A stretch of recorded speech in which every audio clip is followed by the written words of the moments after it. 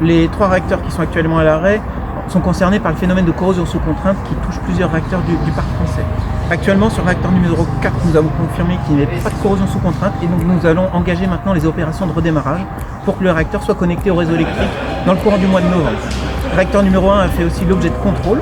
Maintenant, nous sommes en capacité de démontrer qu'il est possible de fonctionner encore pendant plusieurs mois et donc nous avons pour ambition de redémarrer le réacteur numéro 1 dans les mois qui viennent, aussi dans les semaines qui viennent, pour qu'il soit sur le réseau électrique dans le courant du mois de novembre également. Donc, toutes les équipes sont mobilisées pour redémarrer les réacteurs numéro 1 et numéro 4 pour qu'on puisse produire de l'électricité avant l'hiver.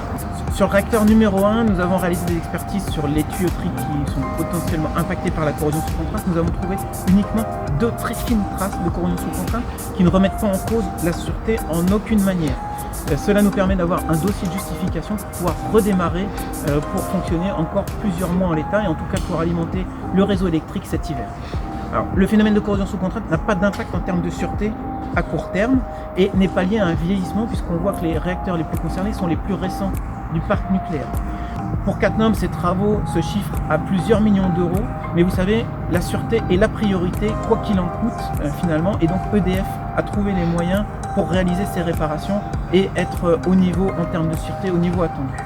Dans l'industrie nucléaire, nous avons un principe premier qui est le principe de transparence, et donc n'importe quel événement, même sans impact, est déclaré aux autorités compétentes, et notamment à l'autorité de sûreté nucléaire. Voilà, donc ce qu'il faut comprendre, c'est comme un automobiliste qui tournerait sans mettre son clignotant, l'équivalent pour nous, ce serait d'appeler la gendarmerie pour le signaler. Le moindre événement, non-respect d'une procédure, et même s'il n'a aucun impact, est déclaré, et c'est notre objectif en termes de transparence. L'enjeu actuellement, ce sont des négociations qui sont en cours entre les représentants syndicaux et le patronat. L'objectif vraiment, c'est d'aboutir à des négociations qui arrivent à satisfaire tout le monde et permettre de lever le mouvement social le plus rapidement possible.